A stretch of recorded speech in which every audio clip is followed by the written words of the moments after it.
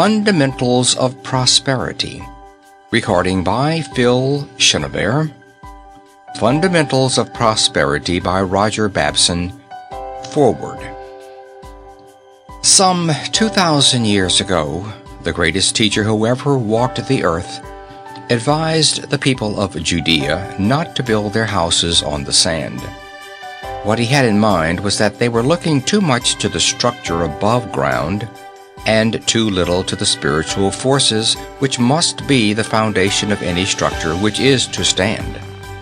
Following the war, we enjoyed the greatest prosperity this country has ever witnessed, the greatest activity, the greatest bank clearings, the greatest foreign trade, the greatest railroad gross earnings, the highest commodity prices. We then constructed a 10-story building on a foundation meant for only a 2- or 3-story building. Hence, the problem confronting us businessmen is to strengthen the foundation or else see the structure fall. I am especially glad of the opportunity to write for businessmen. There are 2 reasons. First, because I feel that the businessmen are largely responsible for having this 10-story structure on a foundation made for one of only 2 or 3 stories. Secondly, because I believe such men alone have the vision, the imagination, and the ability to strengthen the foundation and prevent the structure from falling. The fact is, we have become crazy over material things. We are looking only at the structure above ground. We are trying to get more smoke from the chimney. We are looking at space instead of service, at profits instead of volume. With our eyes focused on the structure above ground, we have lost sight of those human resources, thrift, imagination, integrity, vision, and faith, which make the structure possible. I feel that only by the businessmen can this foundation be strengthened before the inevitable fall comes. When steel rails were selling at $55 a ton, compared with only $25 a ton a few years previous, our steel plants increased their capacity 25%. Increased demand, you say? No, the figures don't show it. Only 31 million tons were produced in 1919, compared with 39 million tons in 1916. People have forgotten the gospel of service. The producing power per man has fallen off from 15 to 20%. We have all been keen on developing consumption. We have devoted 9/10 of our thought, energy, and effort to developing consumption. This message is to beg of every reader to give more thought to developing production, to the reviving of a desire to produce, and the realization of joy in production. We are spending millions and millions in every city to develop the goodwill of customers, to develop in customers a desire to buy. This is all well and good, but we can't continue to go in one direction indefinitely. We cannot always get steam out of the boiler without feeding the furnace. The time has come when, in our own interests, in the interests of our communities, our industry, and of the nation itself, for a while we must stop adding more stories to this structure. Instead, we must strengthen the foundations upon which the entire structure rests. R.W.B. End of foreword. Chapter 1. Honesty or Steel Doors. While 51% of the people have their eyes on the goal of integrity, our investments are secure. But with 51% of them headed in the wrong direction, our investments are valueless. The first fundamental of prosperity is integrity. While on a recent visit to Chicago, I was taken by the president of one of the largest banks to see his new safety deposit vaults. He described these, as bank presidents will, as the largest and most marvelous vaults in the city. He expatiated on the heavy steel doors and the various electrical and mechanical contrivances which protect the stocks and bonds deposited in the institution. While at the bank, a person came in to rent a box. He made the arrangements for the box, and a box was handed to him. In it, he deposited some stocks and bonds which he took from his pocket. Then the clerk, who had charge of the vaults, went to a rack on the wall and took out a key and gave it to the man who had rented the box. Then the man put the box into one of the little steel compartments, shut the door, and turned the key. He then went away feeling perfectly secure on account of those steel doors and various mechanical and electrical contrivances existing to protect his wealth. I did not wish to give him a sleepless night, so I said nothing, but I couldn't help thinking how easy it would have been for that poorly paid, hump-backed clerk to make a duplicate of that key before he delivered it to the renter of that box. With such a duplicate, the clerk could have made that man penniless within a few minutes after he had left the building. The great steel door and the electrical and mechanical contrivances would have been absolutely valueless. Of course, the point I am making is that the real security which that great bank in Chicago had to offer its clientele lay not in the massive stone columns in front of its structure, nor in the heavy steel doors, nor the electrical and mechanical contrivances. The real strength of that institution rested in the honesty, the absolute integrity of its clerks. That afternoon I was talking about the matter with a businessman. We were discussing securities, earnings, and capitalization. He seemed greatly troubled by the mass of figures before him. I said to him, "Instead of pawing over these earnings and striving to select yourself the safest bond, you will do better to go to a reliable banker or bond house and leave the decision with him." "Why?" he said. "I couldn't do that." "Mr. Jones," I went on, "tell me the truth. After you buy a bond or a stock certificate, do you ever take the trouble to see if it is signed and countersigned properly? Moreover, if you find it signed, is there any way by which you may know whether the signature is genuine or forged?" "No," he said, "there isn't. I am absolutely dependent on the integrity of the bankers from whom I buy the securities."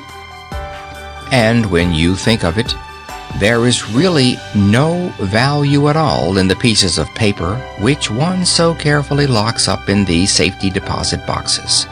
There is no value at all in the bank book which we so carefully cherish. There is no value at all in those deeds and mortgages upon which we depend so completely. The value rests first in the integrity of the lawyers, clerks, and stenographers who draw up the papers. Secondly, in the integrity of the officers who sign the documents. Thirdly, in the integrity of the courts and judges which would enable us to enforce our claims. And finally, in the integrity of the community which would determine whether or not the orders of the court will be executed. These things which we look upon as of great value, the stocks, bonds, bank books, deeds, mortgages, insurance policies, and so forth, are merely nothing.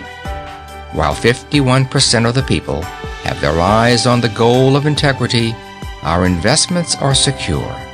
But with 51% of them headed in the wrong direction, our investments are valueless. So the first fundamental of prosperity is integrity. Without it, there is no civilization, there is no peace, there is no security, there is no safety. Mind you also that this applies just as much to the man who is working for wages as to the capitalist and every owner of property. Integrity, however, is very much broader than the above illustration would indicate. Integrity applies to many more things than to money. Integrity requires the seeking after as well as the dispensing of truth. It was this desire for truth which founded our educational institutions, our sciences, and our arts. All the great professions, from medicine to engineering, rest upon this spirit of integrity. Only as they so rest can they prosper or even survive. Integrity is the mother of knowledge. The desire for truth is the basis of all learning, the value of all experience, and the reason for all study and investigation. Without integrity as a basis, our entire educational system would fall to the ground. All newspapers and magazines would become sources of great danger, and the publication of books would have to be suppressed. Our whole civilization rests upon the assumption that people are honest. With this confidence shaken, the structure falls. And it should fall, for unless truth be taught, the nation would be much better off without its schools, newspapers, books, and professions. Better have no gun at all than one aimed at yourself. The cornerstone of prosperity is the stone of integrity. End of Chapter 1. Chapter 2. Faith, the Searchlight of Business. This religion, which we talk about for an hour a week on Sunday, is not only the vital force which protects our community, but it is the vital force which makes our communities. The power of our spiritual forces has not yet been tapped. About 3 years ago, I was traveling in South America. When going from Sao Paulo up across the tablelands to Rio de Janeiro, I passed through a little poverty-stricken Indian village. It was some 3,000 feet above sea level, but it was located at the foot of a great water power. This water power, I was told, could easily develop from 10,000 to 15,000 horsepower for 12 months of the year. At the base of this waterfall lived these poverty-stricken Indians, plowing their ground with broken sticks, bringing their corn 200 miles on their backs from the seacoast, and grinding it by hand between two stones. Yet, with a little faith and vision, they could have developed that water power, even though in a most primitive manner, and with irrigation could have made that poverty-stricken valley a veritable Garden of Eden. They simply lacked faith. They lacked vision. They were unwilling or unable to look ahead to do something for the next generation and trust to the Lord for the results. I met the head man of the village and said to him, "Why is it that you don't do something to develop this power?" "Why, if we started to develop this thing," he answered, "by the time we got it done, we would be dead." Indians had lived there for the last 200 years, lacking the vision. No one in that community had the foresight or vision to think or see beyond the end of his day. It was lack of faith which stood between them and prosperity. Hence, the second great fundamental of prosperity is that intangible something known as faith, vision, hope, whatever you may call it. The writer of the book of Proverbs says, "Where there is no vision, the people perish." Statistics teach that where there is no vision, civilization never gets started. The tangible things which we prize so highly, buildings, railroads, steamships, factories, power plants, telephones, airplanes, etc., are but the result of faith and vision. These things are only symptoms of conditions, mere barometers which register the faith and vision of mankind. This religion, which we talk about for an hour a week on Sunday, is not only the vital force which protects our community, but it is the vital force which makes our communities. The power of our spiritual forces has not yet been tapped. Our grandchildren will look back upon us and wonder why we neglected our trust and our opportunity, just as we look back on those poor Indians in Brazil who plowed with crooked sticks, grinding their corn between stones, and hauling it on their backs 200 miles from the seaboard. These statements are not the result of any special interest as a churchman. I am not a preacher. I am simply a businessman, and my work is almost wholly for bankers, brokers, manufacturers, merchants, and investors. The concern with which I am associated has 180 people in a suburb of Boston who are collecting, compiling, and distributing statistics on business conditions.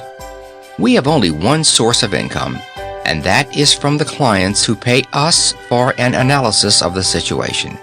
Therefore, you may rest assured that it is impossible for us to do any propaganda work in the interests of any one nation, sect, religion, or church.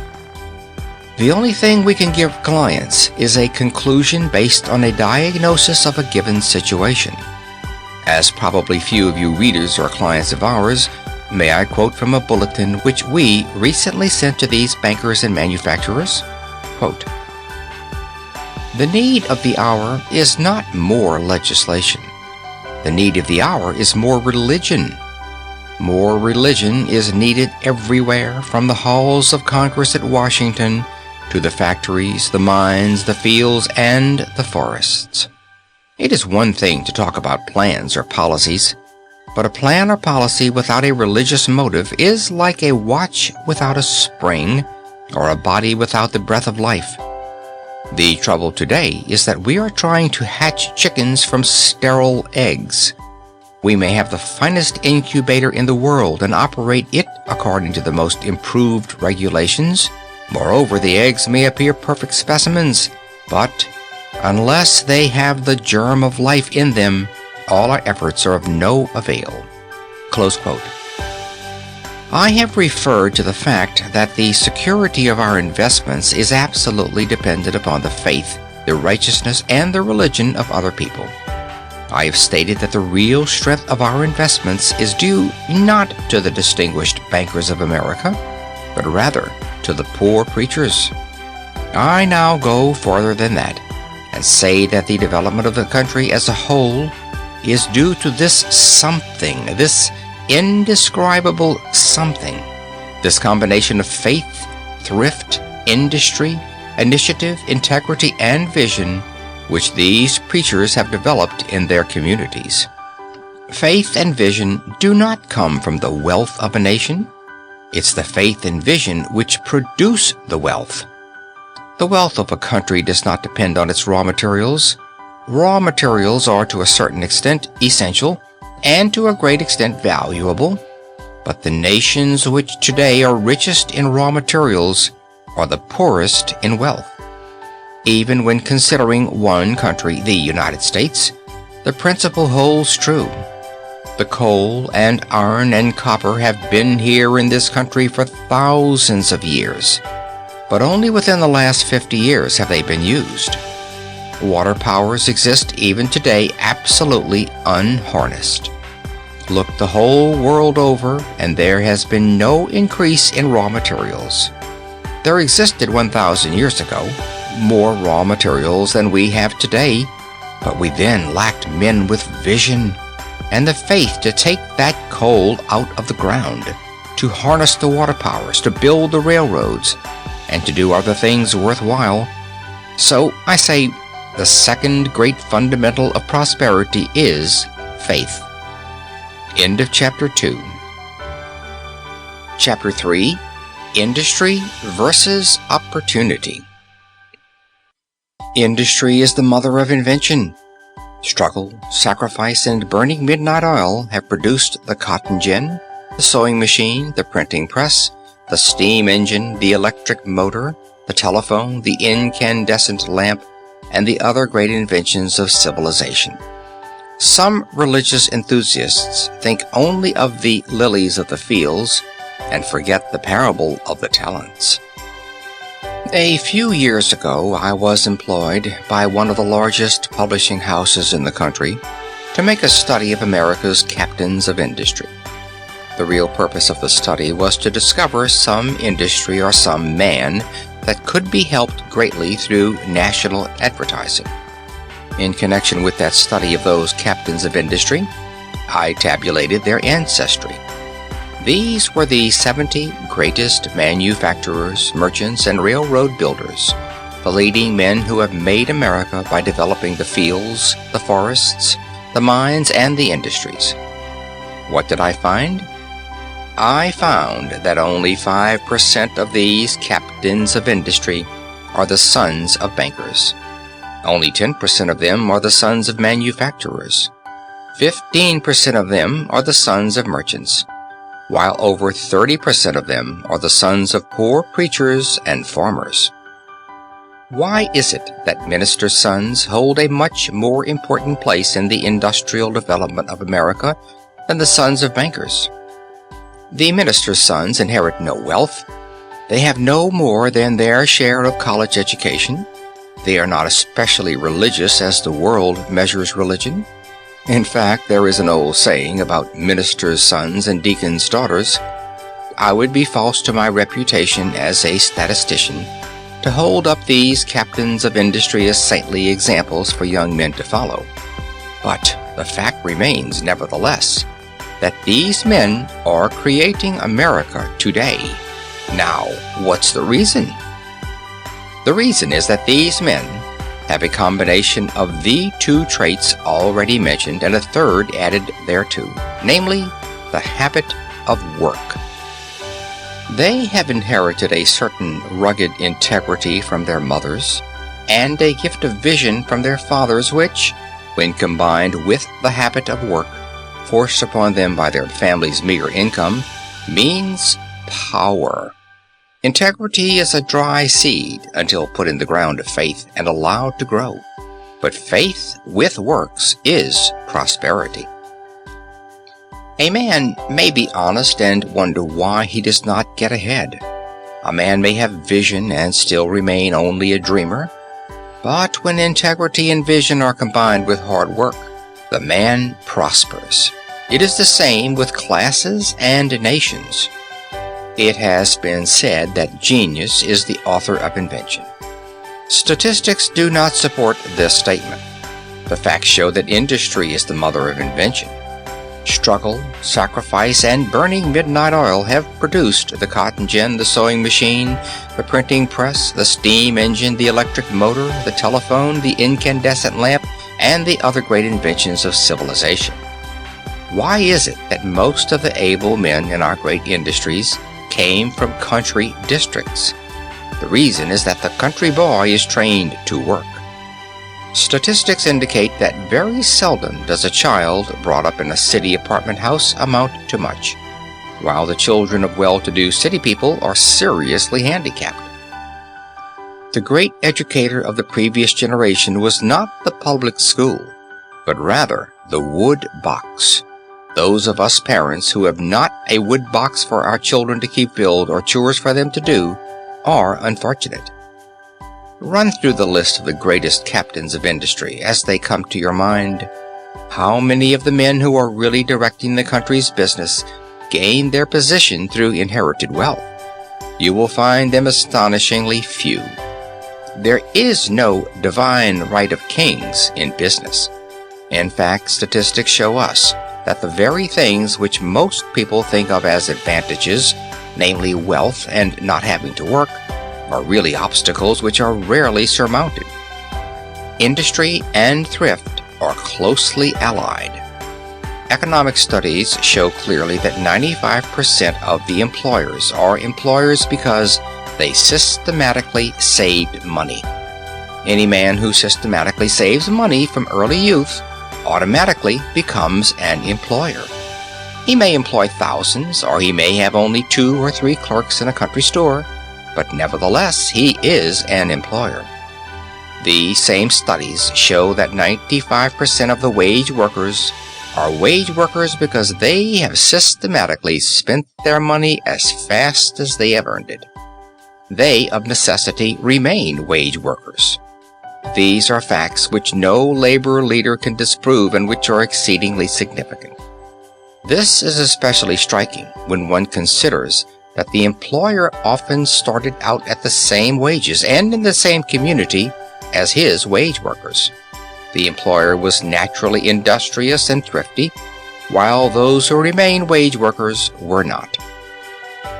The development of this nation through the construction of the transcontinental railways, the financing of the western farms, and the building of our cities is largely due to the old New England doctrine that laziness and extravagance are sins. In some western communities, it is popular to laugh at these New England traits, but had it not been for them, these western communities would never have existed. The industry and thrift developed by the old New England religion were the basis of our national growth. I especially desire to emphasize this point because of the position of certain religious enthusiasts who think only of the lilies of the field and forget the parable of the talents. It is a fact that the third fundamental of prosperity is industry. End of Chapter 3. Chapter 4. Cooperation, Success by Helping the Other Fellow. Our industrial system has resulted in making many men economic eunuchs. The salvation of our cities, the salvation of our industries, and the salvation of our nation depend on discovering something which will revive in the man that desire to produce and joy in production which he had instinctively when he was a small boy. A few days ago, I was present at a dinner of businessmen in Boston who were called together in order to secure some preferential freight rates for Massachusetts. The principal theme of that gathering was to boom Massachusetts at the expense of the rest of the country. At the close of the dinner, I was asked to give my opinion and said, "Let us see how many things there are in this room that we could have were we dependent solely on Massachusetts. The chairs and furniture are from Michigan, the cotton is from Georgia, the linen from Ireland, the silver from Mexico, the glassware from Pennsylvania, the paper from Maine, the paint from Missouri, the clock from Connecticut, and so on." Finally, I got the courage to ask if there was a single thing in the room that did not originate from some state other than Massachusetts. Those men were absolutely helpless in finding a single thing. The same fact applies in a general way to every state and every home. Look about where you are sitting now. How many things are there in the room just where you are? There is a table, a chair, a shoe, a coat, a necktie, a cigar, a lampshade, a piano, a basket. For all of these, you are dependent upon others. The same fact is true when we analyze one staple like shoes, which primarily are made of leather. Where does the leather come from? Just follow that leather from the back of the steer until you buy it in the form of shoes. Think where that steer was raised and where the leather was tanned. Think of all the men engaged in the industry, from the cow-punchers to the salesmen in the stores. But there is more than leather involved in shoes. There is cotton in the shoelacing and lining. There is metal in the nails and eyelets. Not only must different localities cooperate to produce a shoe, but various industries must give and take likewise. Civilization is ultimately dependent on the ability of men to cooperate. The best barometer of civilization is the desire and ability of men to cooperate. The willingness to share with others, the desire to work with others, is the great contribution which Christianity has given to the world. The effect of this new spirit is most thrilling when one considers the clothes which he has on his back, the food which he has on the table, the things which he has in the house, and thinks of the thousands of people whose labor has directly contributed toward these things. Now this clearly shows that the fourth great fundamental of prosperity is cooperation, the willingness and ability of men to cooperate, to serve one another, to help one another, to give and to take. But the teachings of Jesus along these lines have a very much broader application than when applied merely to raw materials or even manufactured products. as we can begin to prosper only when we develop into finished products the raw materials of the fields, mines, and forests, so we can become truly prosperous only as we develop the greatest of all resources, the human resources. Not only does Christianity demand that we seek to help and build up others, but our own prosperity depends thereon as well. When in Washington during the war, I had a wonderful opportunity of meeting the representatives of both labor and capital. I had some preconceived ideas on the labor question when I went to Washington, but now they are all gone. I am perfectly willing now to agree with the wage earner, to agree with the employer, to agree with both, and to agree with neither. But this one thing I am sure of, and that is that the present system doesn't work. The present system is failing in getting men to produce. By nature, man likes to produce. Our boy, as soon as he can toddle out of doors, starts instinctively to make a mud pie. When he gets a little older, he gets some boards, shingles, and nails and builds a hut. Just as soon as he gets a knife, do you have to show him how to use it? He instinctively begins to make a boat, or an arrow, or perhaps something he has never seen. Why? Because in his soul is a natural desire to produce, and an inborn joy in production. But what happens to most of these boys after they grow up? Our industrial system has resulted in almost stultifying men economically and making most of them economically non-productive. Why? I don't know. I simply say it happens, and the salvation of our industries depends on discovering something which will revive in man that desire to produce, and that joy in production which he had instinctively when he was a small boy. Increased wages will not do it. Shorter hours will not do it. The wage worker must feel right, and the employer must feel right. It is all a question of feeling. Feelings rule this world, not things. The reason that some people are not successful with collective bargaining and profit sharing and all those other plans is because they think that men act according to what they say, or according to what they learn, or according to that in which they agree. Men act according to their feelings, and good feeling is synonymous with the spirit of cooperation. One cannot exist without the other, and prosperity cannot continue without both. Hence, the fourth fundamental of prosperity is cooperation. End of Chapter 4. Chapter 5. Our Real Resources. We have gone daffy over things like steam, electricity, water power, buildings, railroads, and ships, and we have forgotten the human soul upon which all of these things depend and from which all of these things originate. Two captains of industry were standing one day on the bridge at Niagara, looking at the great falls. One man turned to the other and said, "Behold, the greatest source of undeveloped power in America." "No, the greatest source of undeveloped power in America is the soul of man," the other replied. I was talking with a large manufacturer the other day, and he told me that he was supporting scholarships in 4 universities to enable young men to study the raw materials which he is using in his plant. I asked him if he was supporting any scholarships to study the human element in his plant, and he said no. Yet, when asked for definite figures, it appeared that 80% of every dollar which he spends goes for labor, and only 20% goes for materials.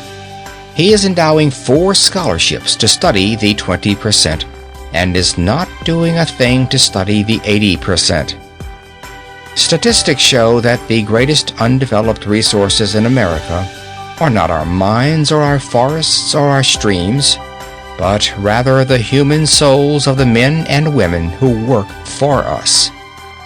This is most significant when one resorts to statistics and learns that everything that we have, every improvement, every railroad, every ship, every building costing in excess of $5,000, every manufacturing concern employing over 20 men, yes, every newspaper and book worthwhile, has originated and been developed in the minds of less than 2% of the people. The solution of our industrial problems and the reduction of the cost of living depend not on fighting over what is already produced, but upon producing more. This means that this 2% must be increased to 4% and then to 6%. If all the good things which we now have come from the enterprise of only 2%, it is evident that we would all have 3 times as much if the 2% were increased to 6%. Jesus was absolutely right in his contention that if we seek first the kingdom of God and his righteousness, all these other things would naturally come to us. This is what Jesus had in mind when he urged people to give and serve, promising that such giving and serving should be returned to them 100-fold or more. Jesus never preached unselfishness or taught sacrifice as such, but only urged his hearers to look through to the end, see what the final result would be, and do what would be best for them in the long run. Jesus urged his followers to consider the spiritual things rather than the material, and the eternal things rather than the temporal, but not in the spirit of sacrifice. The only sacrifice which Jesus asked of his people was the same sacrifice which the farmer makes when he throws his seed into the soil. The story of the loaves and fishes is still taught as a miracle, but the day will come when it will not be considered such. The same is true regarding the incident when Jesus found that his disciples had been fishing all night without results, and he suggested that they cast the net on the other side. They followed his advice, and the net immediately filled with so many fishes that they could hardly pull it up. If we today would give more thought to the spiritual and less to the material, we would have more in health, happiness, and prosperity. The businessman today would be far better off if, like the fishermen of Galilee, we would take Jesus' advice and cast our net on the other side. We are told that with sufficient faith, we could remove mountains. Have mountains ever been removed or tunneled without faith? The bridging of rivers, the building of railroads, the launching of steamships, and the creation of all industries are dependent on the faith of somebody. Too much credit is given both to capital and labor in the current discussions of today. The real credit for most of the things which we have is due to some human soul which supplied the faith that was the mainspring of every enterprise. Furthermore, in most instances, this human soul owes this germ of faith to some little country church with a white steeple and old-fashioned furnishings. The reason I say old-fashioned church is because our fathers were more willing to rely upon the power of faith than many of us today. What they lacked in many other ways was more than compensated by their faith in God. They got, through faith, that something which men today are trying to get through every other means. All the educators, all the psychologists, all the inspirational writers cannot put into a man the vision and the will to do things which are gained by a clear faith. Most of us today are frantically trying to invent a machine which will solve our problems, when all the while we have the machine within us, if only we will set it going. That machine is the human soul. The great problem today is to develop the human soul, to develop this wonderful machine which each one of us has between his ears. Only as this is developed can we solve our other problems. When we give as much thought to the solution of the human problem as we give to the solution of the steam problem or the electrical problem, we will have no labor problem. We have gone daffy over things like steam, electricity, water power, buildings, railroads, and ships, and we have forgotten the human soul upon which all these things depend, and from which all of these things originate. End of Chapter 5. Chapter 6. Study the human soul. The first step is to give more thought and attention to people, to establish more points of contact. Let us do humanly, individually, man to man, what we are trying to do in a great big way. I was visiting the home of a famous manufacturer recently, and he took me out to his farm. He showed me his cattle. Above the head of each heifer and each cow was the pedigree. The most careful record was kept of every animal. He had a blueprint in his library at home of every one of those animals. Yet, when we began later to talk about the labor problem in his own plant, and I asked him how many of his people he knew personally, he told me, I quote his words, "Why, they are all alike to me, Mr. Babson. I don't know one from the other." Later in the evening, it was during the Christmas vacation, a young fellow drove up to the house in a fancy automobile, came in and asked for this manufacturer's only daughter in order to take her to the party. I didn't like the looks of the fellow very well. After they had gone out, I said to the father, "Who is that chap?" The father replied, "I don't know, some friend of Mary's." The father had every one of his cows blueprinted, but he didn't know the name of the man who came to get his daughter, and who didn't deliver her until 2 o'clock the next morning. That man was neglecting the human soul, both in his factory and in his home. I repeat that we have gone crazy over structures above ground. We are absolutely forgetting the greatest of our resources, the great spiritual resource upon which everything depends. How shall we develop these resources? Certainly we are not developing this great spiritual resource in the public schools. The educational system was originally founded by the church to train the children in the fundamentals of righteousness. Gradually, but constantly, we have drifted away from this goal, and today the purpose for which our schools were started has been almost entirely lost. In some states, it is now a criminal offense for a school superintendent to ask a prospective school teacher what she believes, or whether she has any religion whatever. Under these conditions, is it surprising that the spiritual resources of our children are lying dormant? Much of the prosperity of this nation is due to the family prayers which were once daily held in the homes of our fathers. To a very large extent, this custom has gone by. Whatever the arguments pro and con may be, the fact nevertheless remains that such family prayers nurtured and developed these spiritual resources to which the prosperity of the nation is due. The custom of family prayer should be revived, along with many other good New England customs, which some modern radicals may ridicule, but to which they owe all that they possess. The masses today are getting their real education from the daily newspapers. Many of these newspapers have much good material, but the great effort of the daily press is not to make producers, but rather to make consumers. The policy of the daily press is not to get people to serve, but rather to get them to buy. Not only is the larger portion of the newspapers given up to advertising, but most of this advertising is of non-essentials, if not of luxuries. With this advertising constantly before the people of the country, it is but natural that the material things should seem of greater importance. To remedy this situation is a great problem today facing the Christian businessmen of this country. What shall we do about it?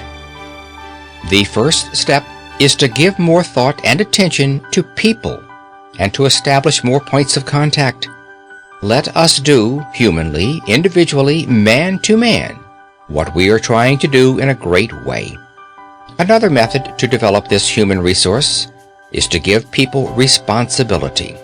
Moreover, we must do so if the nation is to be truly prosperous. End of Chapter 6. Chapter 7. Boost the other fellow. Just as our property is safe only as the other fellow's property is safe, just as our daughter is safe only as the other fellow's daughter is safe, so it also is true that in order to develop the human soul in other men, we have to give those men something. My little girl has a black cat. About once in 4 months, this cat has kittens. Opposite our place is a man who has an Airedale dog. When that dog comes across the street and that cat has no kittens, the cat immediately beats it as fast as she can with the dog after her. But when the dog comes across the street and that cat has the responsibility of some kittens, she immediately turns on the dog and the dog beats it, with the cat after him. It is the same dog, the same cat, and the same backyard. But in one instance, the cat has no responsibilities, and in the other case, she has. Responsibilities develop faith, vision, courage, initiative, and other things that make the world go round. Just as our property is safe only as the other fellow's property is safe, just as our daughter is safe only as the other fellow's daughter is safe, so is it also true that, in order to develop the human soul in other men, we have to give those men something. We must give them a chance. We must give them opportunity. We must give them a boost. All of us are simply storage batteries. We get out of life what we put into life. We care for others, not in accordance with what they do for us, but rather in accordance with what we have done for them. I am quite often asked about investments. Well, there are times, about once in 3 or 4 years, during panics, when everyone is scared to death, that I invest in stocks. There are other times when I advise the purchase of bonds. The fact is, however, that I have not made my money investing either in stocks or bonds. What money I have made has come from investing in boys and girls, young men and young women. There is a common belief current today that only people with experience are worthwhile.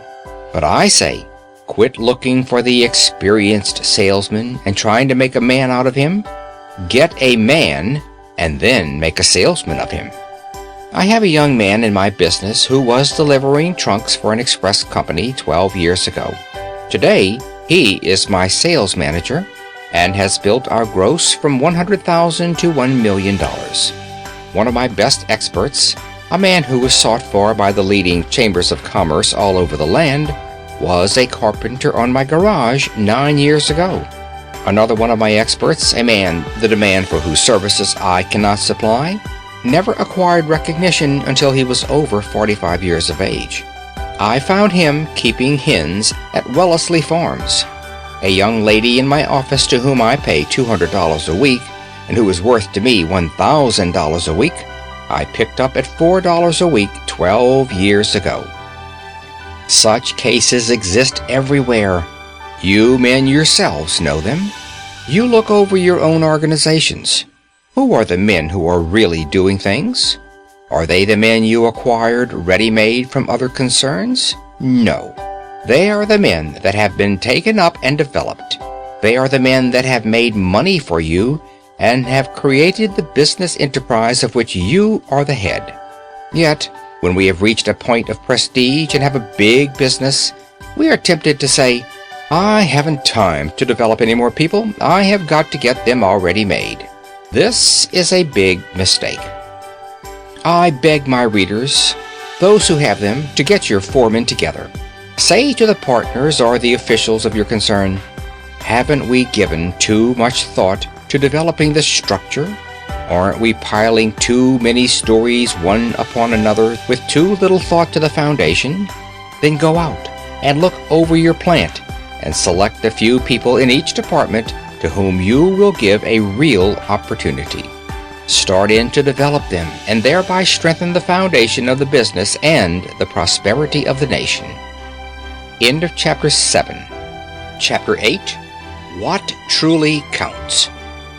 The greatest resources in the world today are human resources, not resources of iron, copper, and lumber. The great need of the hour is to strengthen this human foundation, and you businessmen are the one group that can do it. When it comes to the sale of goods, the same principle applies. 80% of our sales organizations are devoted to selling to 10% of the population. We have forgotten to consider whether or not goods are needed. We only consider whether or not they are being bought. You are forgetting to establish new markets, but rather are scrambling over the markets already secured. Tremendous opportunities exist in developing new industries, in creating new communities, in relocating the center of production from one community to another community to match up with your center of consumption. We have forgotten the latent power in the human soul, in the individual, in the community, in the different parts of the country. We have forgotten those human possibilities upon which all prosperity ultimately depends. I cannot perhaps emphasize this any more than by saying that the foundation of progress is spiritual, not material. The greatest resources of the world today are human resources, not resources of iron, copper, and lumber. The great need of the hour is to strengthen this human foundation and revive in men a desire to produce and a joy in service. Businessmen are the one group that can do it. They understand the emotions, understand the importance of the intangible things. They understand how to awaken in people new motives. So my appeal is not to wait too long to revive man and awaken the soul which is slumbering today. The nation is only a mass of individuals. The true prosperity of a country depends upon the same qualities as the true prosperity of its people.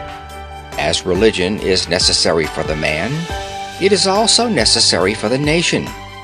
As the soul of man needs to be developed, so also does the soul of the nation.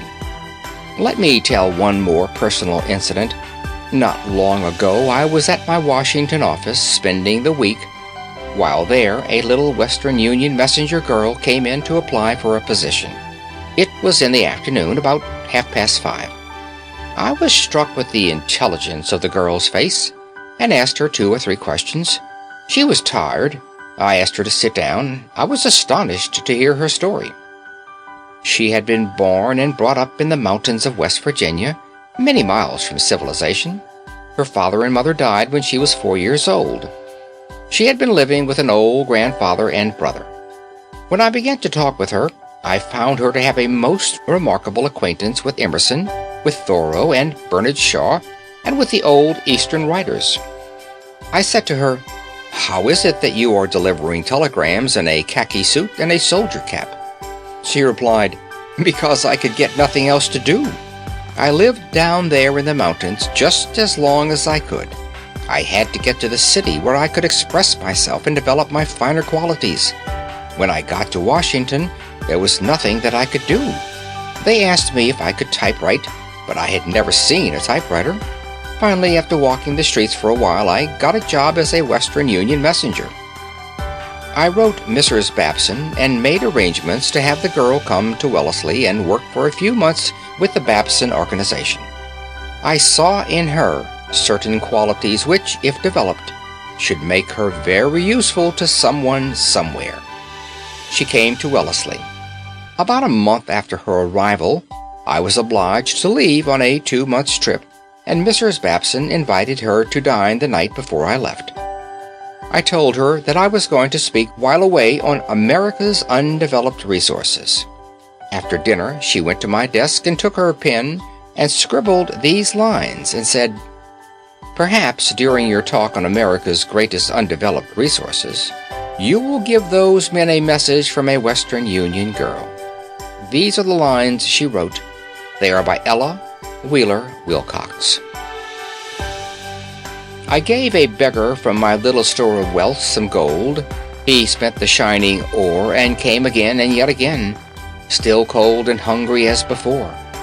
I gave a thought, and through that thought of mine he found himself the man supreme, divine, fed, clothed, and crowned with blessing manifold, and now he begs no more. The mind of man is a wonderful thing, but unless the soul of a man is awakened, he must lack faith, power, originality, ambition, those vital elements which make a man a real producer. I do not say that you can awaken this force in every soul. If you are an employer, perhaps only a few of all your employees can be made to understand. But this much is certain. In every man or woman in whom you can loose the power of this invisible something, you will mobilize a force not only for his or her good, but for the good and perhaps the very salvation of your own business. End of Chapter 8. Chapter 9. What Figures Show. Panics are caused by spiritual causes rather than financial. Prosperity is the result of righteousness rather than of material things. The large black areas on the adjoining chart are formed by combining and plotting current figures on new buildings, crops, clearings, immigration, total foreign trade, money, failures, commodity prices, railroad earnings, stock prices, and politics in order to give a composite view of business in the United States. When interstate commerce reports of earnings of all United States railroads became available, January 1909, this record was substituted in place of the earnings of 10 representative roads which had been used previous to that time. Revised scales for monetary figures were also introduced in August 1912. The line XY represents the country's net gain or growth. Based on the economic theory that action and reaction are equal when the two factors of time and intensity are multiplied to form an area, the sums of the areas above and below said line XY must, over sufficiently long periods of time, be equal, provided enough subjects are included, properly weighed and combined. An area of prosperity is always followed by an area of depression. An area of depression, in turn, is always followed by an area of prosperity. The areas, however, need not have the same shapes. It will be seen that each area is divided into halves by a narrow white line. This is to emphasize the fact that the first halves of areas below the XY line are really reactions from the extravagance, inefficiency, and corruption which existed during the latter half of the preceding prosperity area. Contrariwise, the first halves of area above the XY line are really reactions from the economy, industry, and righteousness developed during the hard times just preceding. The high points of the stock market have come in the early part of the prosperity areas, and the low points have come about the beginning of the depression areas. In 1914, the war held down prices of all securities. The highest price of bonds have usually come about the end of the depression areas and high money rates, and lowest bond prices at about the end of the prosperity areas. But what causes these fluctuations in business and prices? Statistics show that panics are caused by spiritual causes rather than financial, and that prosperity is the result of righteousness rather than of material things. Hence the importance to industry and commerce of the forces already mentioned. These spiritual forces are the true fundamentals of prosperity. This in turn leads us to consider from where they come, and upon what we are to depend for their further development. The following pages will give the answer. What are the sources of these fundamentals of prosperity? Where do we get this faith, integrity, industry, cooperation, and interest in the soul of a man upon which civilization is based? As already explained, we do not get it from raw materials. We have always had the raw materials. We do not get it from education. From a statistical point of view, Germany is the best educated country in the world. It has the least illiteracy. It has the largest percent of scientific culture. No, these three fundamentals do not come from education. They do not come from the inheritance of property. I mentioned in the preceding pages the investigation we have made of leading captains of industry in America, the men who had various greatest industries in this country. Out of this group of men, only 10% inherited their business, while only 15% received special education. This shows that the source of these qualities is from something more than wealth or education.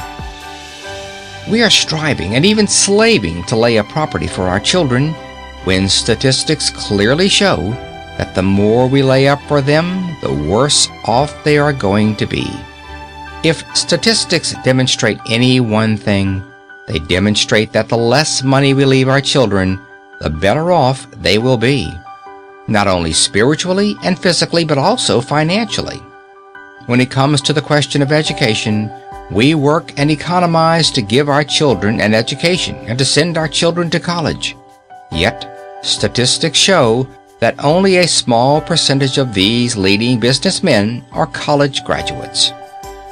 The success of individuals, the success of communities, the success of nations depends on these fundamentals: integrity, faith, industry, brotherly kindness, and an interest in the soul of man.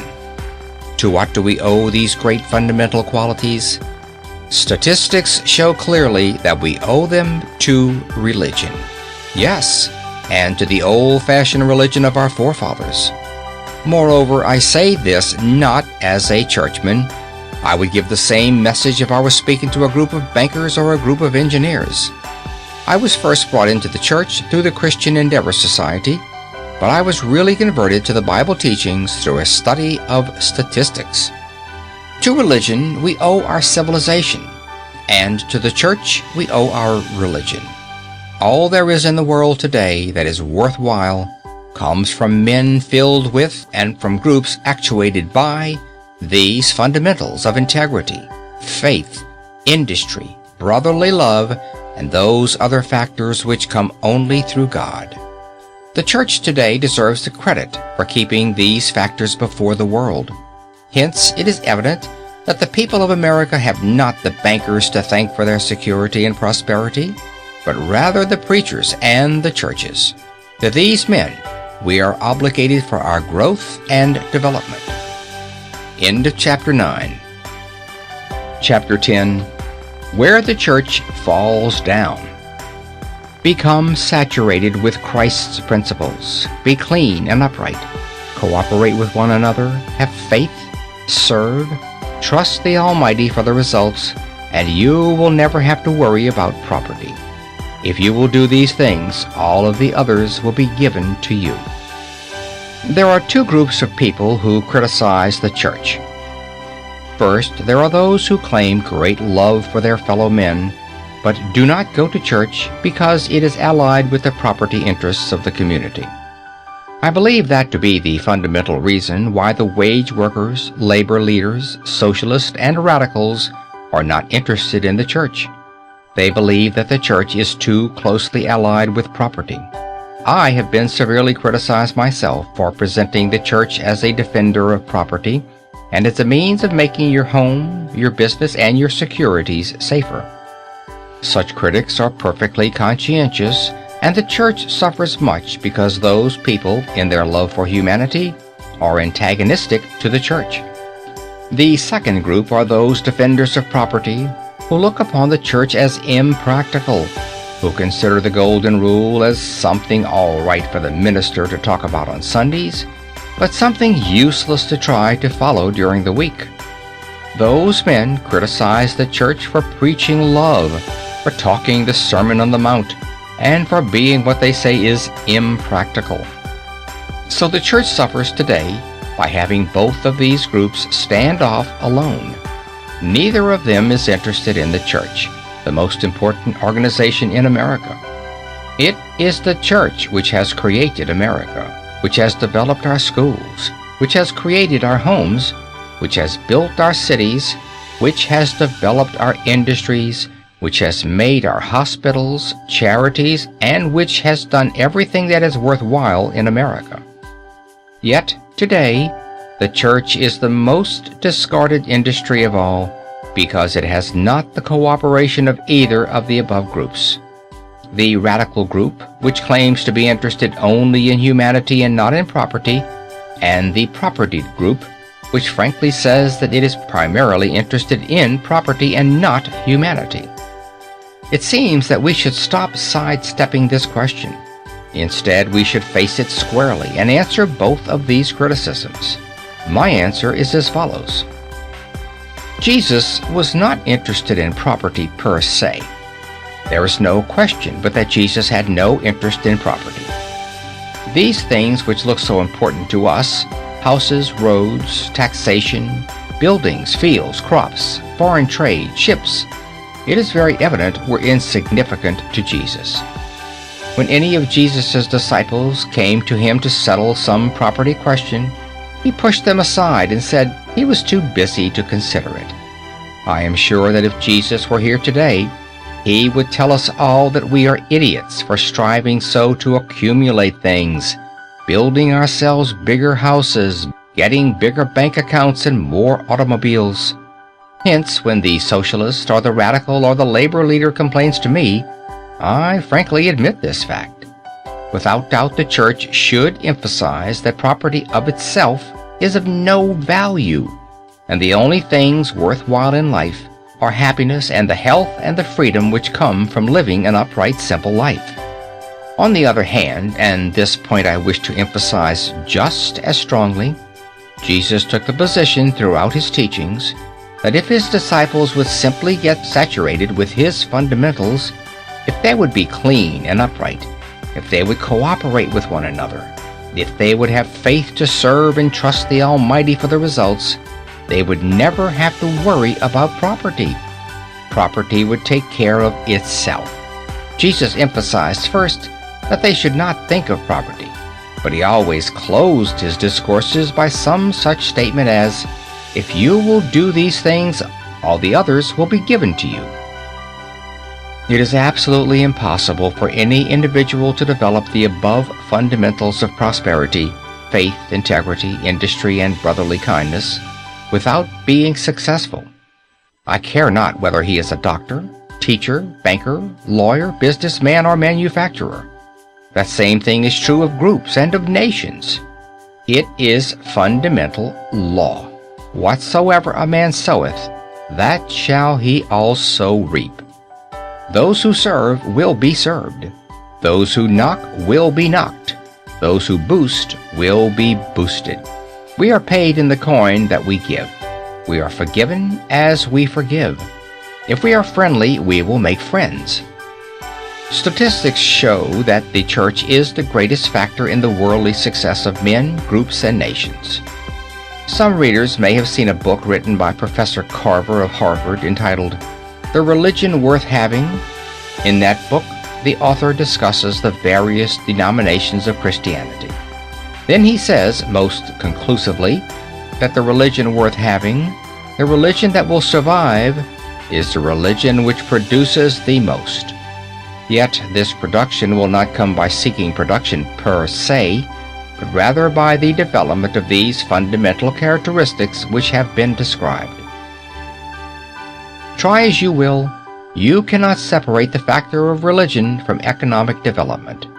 In the work conducted by my organization at Wellesley Hills, we study the trend of religious interest as closely as we do the condition of the banks or the supply of and demand for commodities.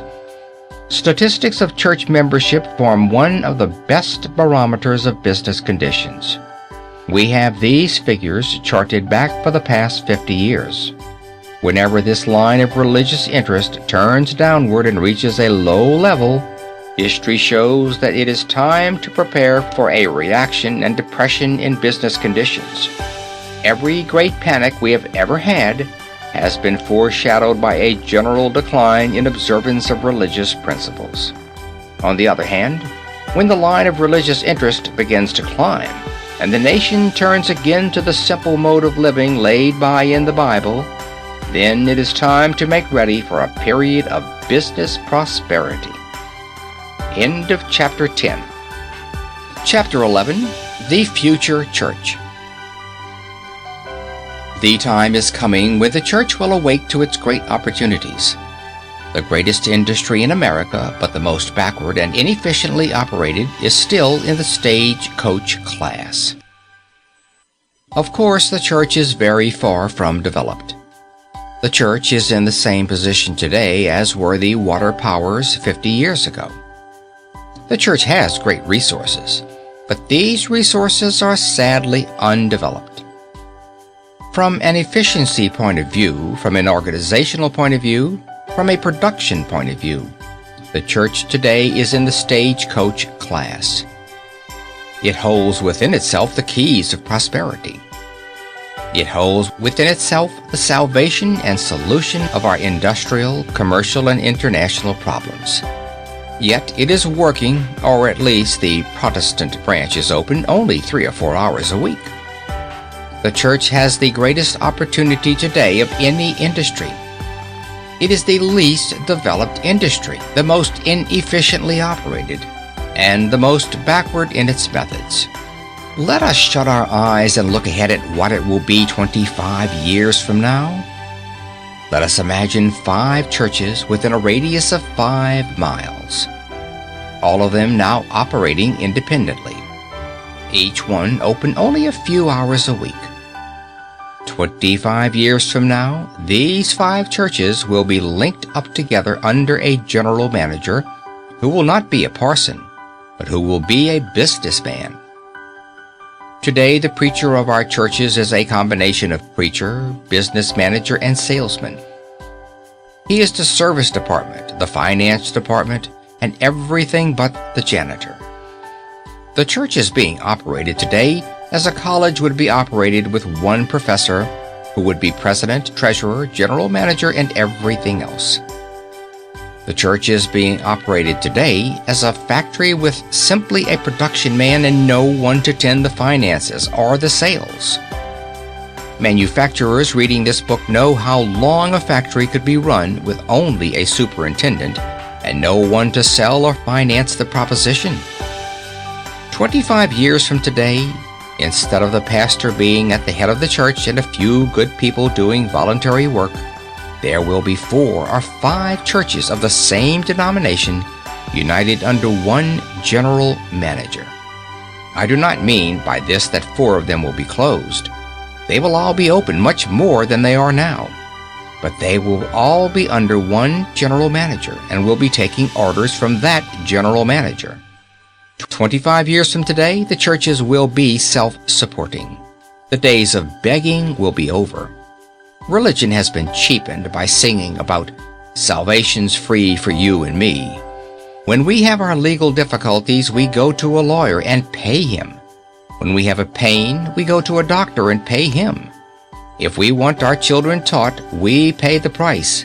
But if we want our children instructed in the fundamentals of prosperity upon which their future depends, we send them to a Sunday school for a half-hour a week with the possibility of having them taught by a silly girl who doesn't know her work.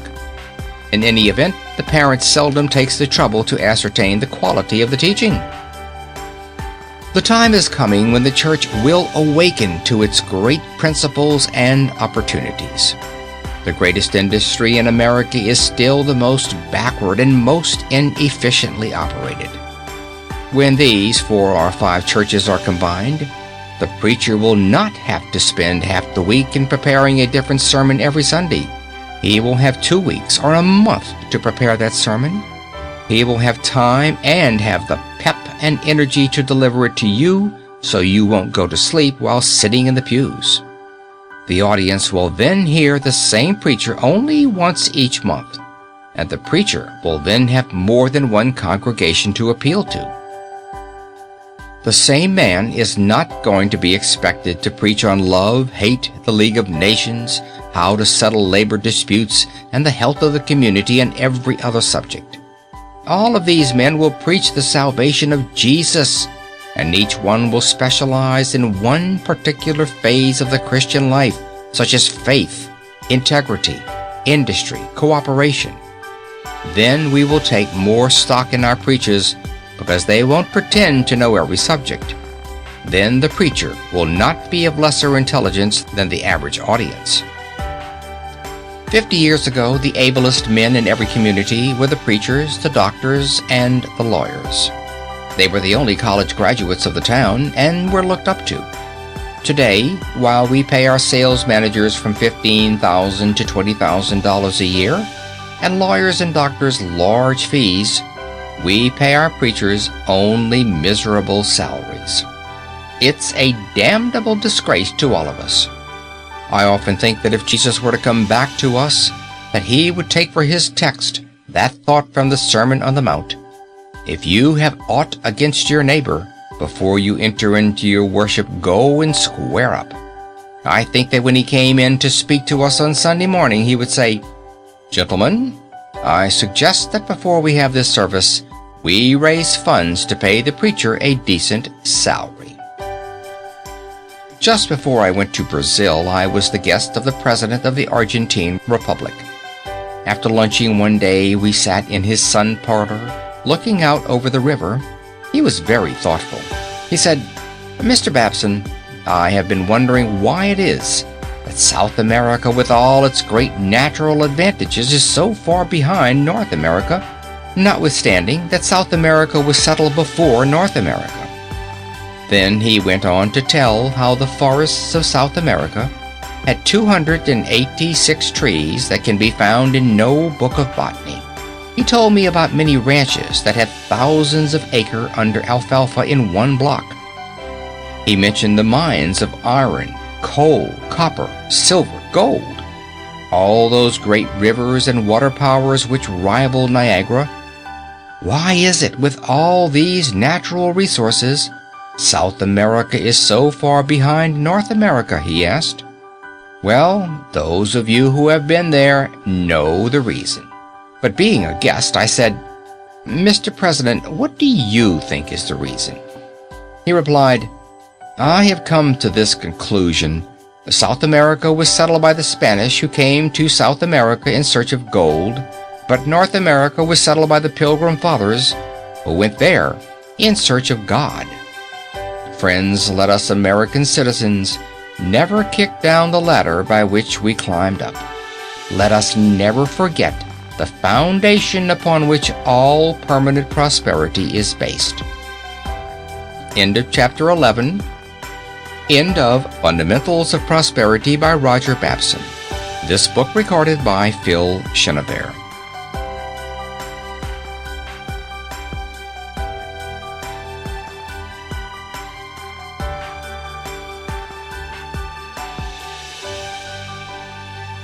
Thank you for watching today's video. This channel is brought to you by hopelify.org to inspire you to become the very best that you are designed to be. Remember, a few simple keys, mastered and consistently applied, are often all we need to excel in each area of life. You can help make this channel even better in 3 simple ways. 1. Subscribe to receive more videos. 2. Leave a comment below to let me know what resonates with you from today's video. Or 3. Suggest a topic for a video that you will like for us to feature on this channel. Visit hopelify.org to post your own inspirational content.